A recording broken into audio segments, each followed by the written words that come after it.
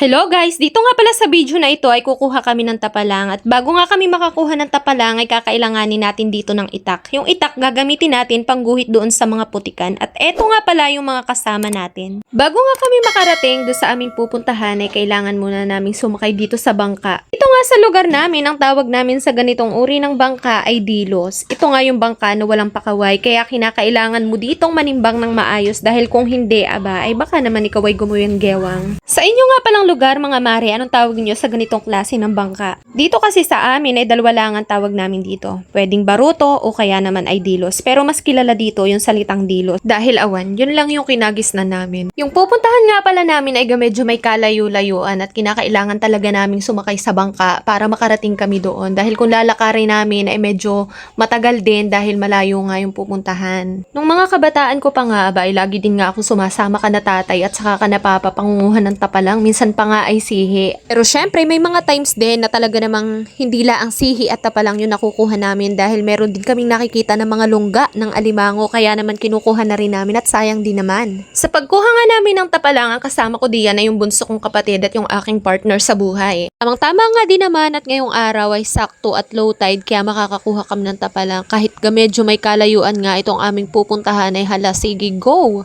Disagwan nga itong daladala naming bangka, kaya naman medyo mabilis yung takbo namin ay ginamitan na nga lang namin ito ng makina para naman mabilis kaming makarating doon sa aming pupuntahan. Nakalampas na nga kami sa tulay and as you can see, may mga makikita nga pala kayo diyan ng mga sira na riprap. Dahil nga iyan sa itong lugar namin ay madalas binabaha, lalo na kapag time na amihanin. Yung amihanin mga mare ay yung time na talaga naman durok ang ulan at walang tigil at minsan may kasama pang bagyo, kaya talaga hindi maiiwasan na bumaha. Noong bata pa nga ako mga mare ay kapag bumabaha hindi naman grabe kataasan yung baha, pero ngayon abay nakakatakot dahil nga kasama na rin minsan yung mga puno, galing siguro ito sa bundok. Nadala siguro ito ng flood slides kaya talaga dapat ingatan natin yung ating kalikasan dahil sa huli tayo din talaga yung naapektuhan. Lalo na nga yung mga kagaya namin na maliliit lang na mamamayan na talagang hindi mapag-iwasan na kapag humuhupa na yung baha ay bumabalik pa rin talaga kami dito sa aming lugar dahil nga naririto yung aming mga hanap buhay. Ang hanap buhay nga dito mga mare ay pag-iisda at pagsasaka at proud nga ako sabihin na dumaki ako at napag-aral ako ng mga magulang ko dahil sa pag-iisda.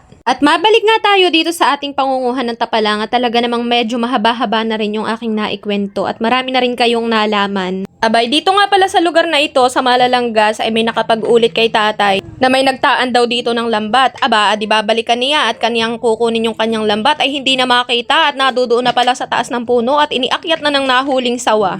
Kaya naman pagpupunta tayo sa ganitong lugar, abay dapat ay doble ingat din dahil bukod nga sa magubat ay talaga namang nakakatakot at nakakagila-gila din. Aba, sabi ko nga kay tatay ay hindi talaga nakakapagtaka na mayroong sawa dito dahil bukod nga sa magubat ay talaga namang marami ding sanga na naglawit dito sa ilalim. Medyo malapit-lapit na nga kami diyan sa aming pupuntahan at pangunguhaan ng tapalang kaya naman paglabas namin dito sa magubat-gubat na ito ay makikita ninyo yung mga punong iyan, yung mga kulay green. Yan nga pala yung tinatawag naming nipa fruit, bunga ng sasa. Sa mga hindi pa nga pala nakakaalam ay ang nipa fruit ay masarap gawing dessert. Ay kainam na yang ilagay sa gulaman o kaya naman ay isahog sa buko salad at talaga namang parang mata di koko din yung lasa. At finally, nakarating na nga rin kami dito after 1,000 years. Charot. Pagkadating nga namin ay hindi na ako nag-atubili at nagmatagal pa diyan sa bangka at bumaba na nga rin ako kaagad dahil nga itong kapatid ko at saka yung aking asawa ay paspasan na pangunguhan ng tapalang. First catch, abay anong yanong swerte naman nga nitong aking asawa, talagang sa unang pagkakataon ay siya pa talaga yung nakakuha ng tapalang. Ito nga palang tapalang kung tawagin sa ibang lugar ay lukan. Base lang sa aking research at sa English naman ay ang tawag ay clams. Napapa-English tuloy nung wala sa oras. Charis. Pagkuha nga ng tapalang ay hindi din biro dahil kahit ganito lang ang kasimple kung papanoorin, abay sa totoong buhay masakit nga yan sa balakang. Napapaisip nga ako diyan na siguro kung kalayka yung dala namin ay mas mapapadali at mas marami kaming makukuha. Abay next nga napunta namin ay talaga magdadala na ako ng kalaykay at baka sakaling mas marami akong makuha. Minsan nga mga mare ay hindi lang naman yung tapalang ang nagmamatter dito sa pagkuha natin.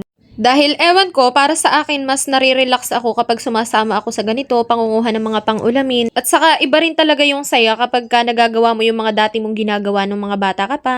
Dito nga sa pinagkukunan ko ay wala talaga akong makuha kahit isang piraso. Napakaswerte talaga ng mga kasama ko dahil sa aming tatlo, ako lang yata talaga yung nag-iisa na walang nakuha kahit isang piraso. Pero in fairness sa akin at nakapagguhit siguro ako diyan ng mga 20 guhit. Bago ko pa nga na-realize na aba ay magutom na pala dahil tanghali na rin at tamang-tama at may dala nga din kami ditong pagkain at nagluto na rin nga kami ng ulam para dito na rin kami magla-lunch. Habang busy nga ako sa pagtingin ng aming mga pagkain, aba ay nabidyohan ko nga itong aking asawa at talaga namang napalubog na sa putikan. Hala, ginusto mo yarn? Alam nyo ba mga mare, nung mga unang panahon at dito nga sa aming lugar ay laging binabaha kaya nagkaroon daw dito ng kumunoy.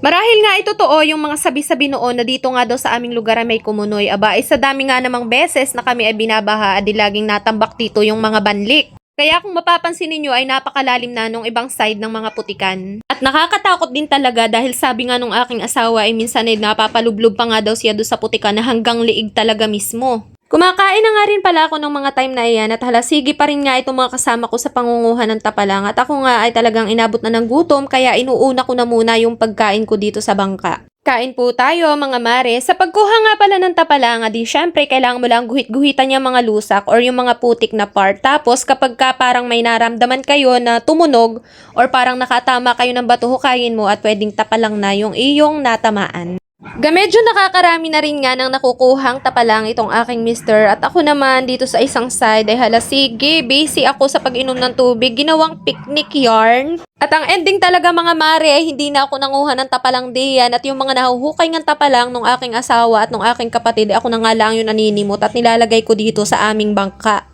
Makalipas nga ang ilang minuto ay na-realize ko na marami-rami na rin pala talaga itong nakuha naming tapalang. Wow, namin kasama. At binilang ko na nga rin iyan at umabot nga yan ng 18 pieces. So, kailangan pa naming dagdagan bago nga kami umuwi. At ito nga kapatid ko ay talaga namang hindi nagpahuli at talaga namang busy pa rin sa pangunguha. Makalipas nga ang ilang minuto ay nagyaya na nga rin kami na umuwi na. Yun na yung tapalang.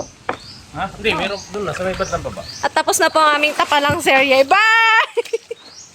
Pauwi na nga kami sa bahay nito at nang bigla.